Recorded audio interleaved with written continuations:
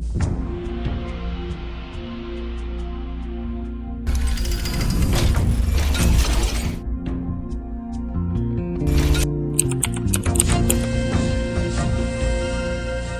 et messieurs, bonjour et bienvenue à notre émission, notre rubrique Questions du chrétien.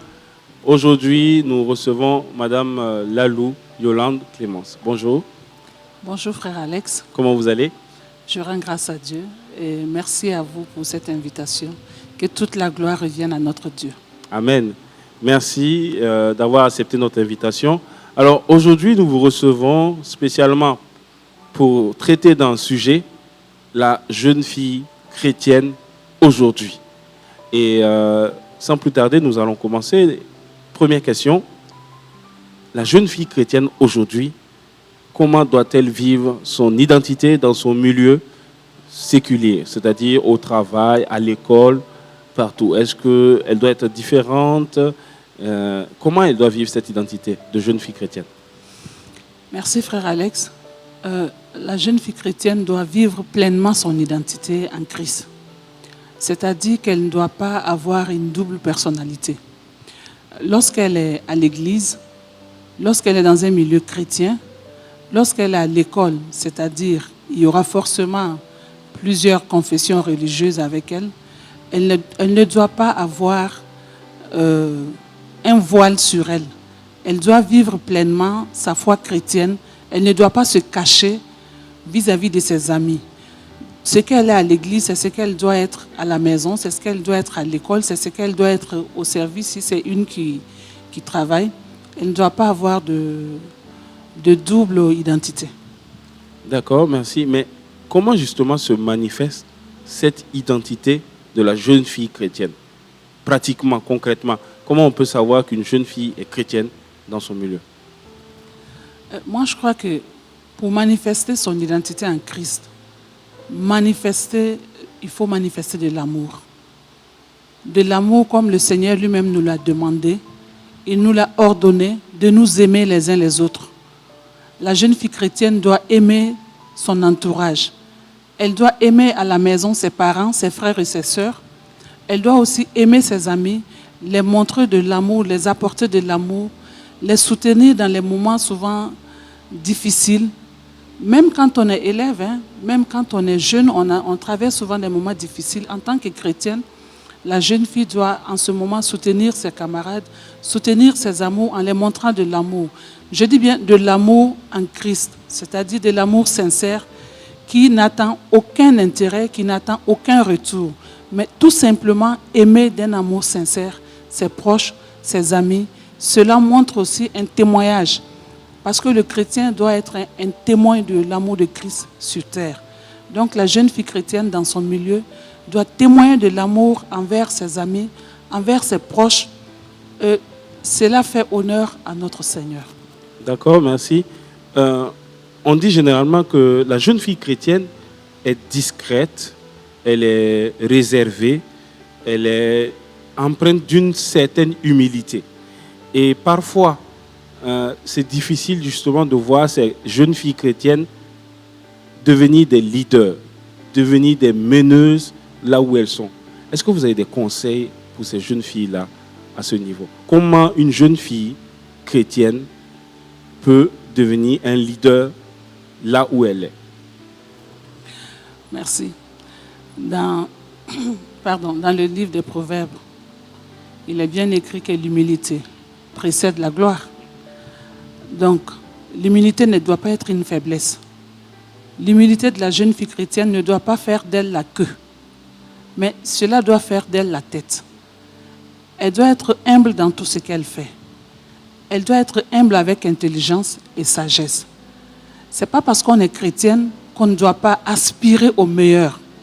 Ce n'est pas parce qu'elle est chrétienne qu'elle ne doit pas aspirer à être la tête, à être leader. Au contraire, en tant que chrétienne, lorsqu'elle est dans un milieu, elle doit chercher, demander à son Dieu, au Saint-Esprit, de la conduire, de l'enseigner, du comment elle peut arriver là où elle veut être, pour être vraiment, pour honorer son Dieu. Chrétien ne veut pas dire dormir. Non, là, je suis désolée. Ce n'est pas parce qu'elle est chrétienne lorsqu'elle est dans un milieu, elle ne doit pas chercher à avancer. Ah non. Le chrétien doit être un leader. Un leader comme une jeune fille chrétienne doit être leader pour honorer son Dieu. D'accord. Donc la jeune fille chrétienne doit être capable de s'affirmer dans son identité et de par ses actions montrer beaucoup d'amour à ses proches, aux personnes qui l'entourent. En parlant d'amour, la jeune fille chrétienne, justement, de par son attitude, de par son comportement, peut se retrouver, on va dire, courtisée par plusieurs personnes qui ne partagent pas forcément sa religion, sa foi, mais qui présentent, on va dire, des attitudes louables en société. C'est-à-dire que moralement, ce sont de bonnes personnes ou voilà, c'est juste que ces personnes ne partagent pas la même foi que la jeune fille chrétienne. Quel conseil vous pouvez donner aujourd'hui à une jeune fille qui espère se marier, qui espère trouver un conjoint avec qui elle va construire un foyer qui va honorer Dieu, mais qui se retrouve courtisée par des personnes qui ne partagent pas sa foi? Qu'est-ce qu'elle peut faire? Ça va paraître un peu bizarre, je dirais que c'est tellement simple que c'est difficile. La recherche du conjoint ou de la conjointe pour le jeune chrétien, c'est la même formule pour tous. C'est de prier, chercher vraiment la volonté de Dieu. Demander au Seigneur de lui révéler ce qu'il veut qu'elle soit, l'épouse qu'il veut qu'elle soit. Parce que Dieu n'a pas créé la femme pour qu'elle reste seule. Dieu a créé la femme pour qu'elle soit une aide pour un homme quelque part, comme il est écrit dans le livre de Genèse. Donc je me dis que la jeune fille, lorsqu'elle est en âge de se marier, toutes les jeunes filles aspirent à un mariage princieux, un mariage royal. Mais il ne faut pas courir dans le monde parce que je veux me marier. On ne se marie pas pour se marier. Le mariage est une institution divine. Donc il faudrait pour les jeunes chrétiens, là je vais m'adresser aussi aux jeunes chrétiens garçons. Lorsque vous recherchez une conjointe, il faut demander, il faut vous mettre à prier. Demandez à ce que le Seigneur vous conduise vers celle qui doit être votre aide pour la vie terrestre ici. Autant pour le garçon que pour la jeune fille. Il faut pour cela chercher la face de Dieu, vraiment s'abandonner au Seigneur afin que lui-même il te conduise, il mette la personne qu'il faut pour toi, pour que tu puisses rentrer vraiment dans le mariage. Ça, c'est le côté spirituel. Il y a aussi le côté physique, le côté humain qui est là. Une jeune fille qui aspire au mariage doit respecter certaines conditions, certaines règles. Pour la jeune fille chrétienne, étant chrétienne moi-même, Dieu m'a fait la grâce d'avoir 3 jeunes filles. J'ai 3 enfants, j'ai 3 filles. Je bénis Dieu pour cette grâce. Mais je me retrouve tout le temps à leur dire que la femme, c'est son cœur. La femme, c'est son comportement. La femme, c'est comme nous le dit dans le livre des Proverbes, la femme vertueuse. C'est celle qui réjouit le cœur de Dieu. C'est celle qui réjouit le cœur de sa famille. Donc pour la jeune fille chrétienne, elle doit aller chercher les conseils dans la parole de Dieu. Nous devons revenir à la parole de Dieu. Parce qu'il n'y a pas meilleur conseiller que la parole de Dieu. Lorsque la jeune fille chrétienne va vraiment chercher à connaître la parole de Dieu, à la méditer, à fouiller à comment je dois vivre, comment je dois me comporter, comment je dois être afin que ma vie honore mon Dieu, elle va plaire à un homme, forcément. Parce qu'en allant chercher, moi personnellement, lorsque je médite le livre des Proverbes, surtout la partie sur la femme vertueuse, je me rends compte que souvent, c'est tellement à côté que c'est difficile. C'est tellement simple que c'est difficile. Ce n'est pas facile humainement, je suis d'accord, mais il faut que les jeunes apprennent à retourner dans la parole de Dieu. Il faut que les jeunes filles apprennent à lire et à méditer la parole de Dieu, parce que tout ce qui plaît au cœur de Dieu, la femme vertueuse, tout ce qu'elle doit avoir comme comportement, tout ce qu'elle doit avoir comme attitude, Dieu nous l'a donné dans sa parole. Et je pense qu'une fille qui se comporte comme ce que Dieu demande, en commençant déjà par son habillement. On n'a pas besoin d'être habillé, déshabillé pour avoir un homme, pour rencontrer quelqu'un. Mais malheureusement, aujourd'hui, les jeunes pensent qu'il faut avoir un certain style, il faut avoir un certain look pour attirer le regard.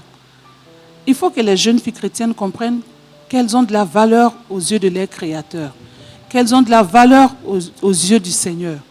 Donc, elles cherchent vraiment à connaître ce que Dieu veut qu'elles soient en cherchant dans la parole de Dieu. Et aussi à la maison.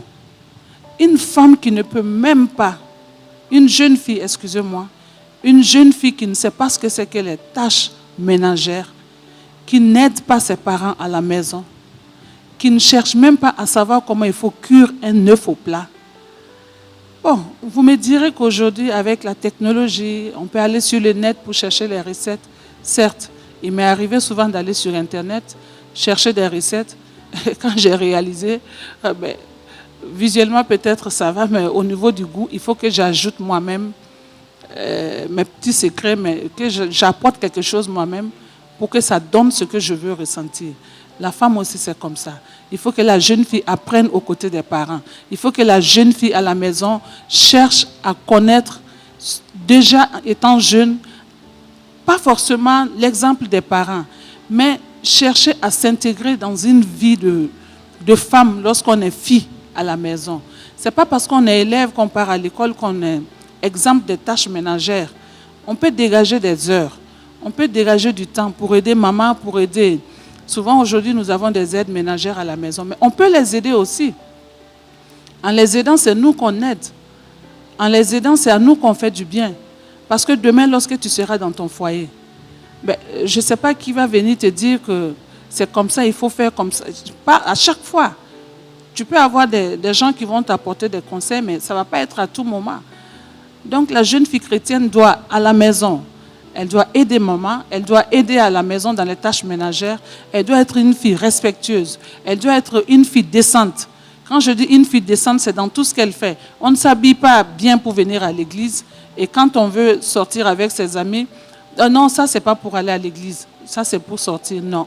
Ce que tu portes pour venir à l'église, c'est ce que tu portes lorsque tu es dehors. Tu ne dois pas avoir une double identité. Tu es chrétienne, tu es un témoin de Christ.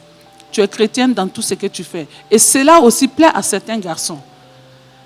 Un garçon qui aspire à avoir une femme au foyer, souvent on entend des hommes dire que cette fille, ce n'est pas pour la maison, ce n'est pas pour le foyer. Il y a des femmes pour le foyer, il y a des femmes pour la ville. C'est méchant, mais malheureusement, ça arrive. Donc pour la jeune fille qui veut être une femme au foyer, il y a des principes de base. Et ces principes de base, c'est au niveau de la maison qu'elle doit commencer à les prendre. Et c'est dans la Bible qu'elle doit aller les chercher.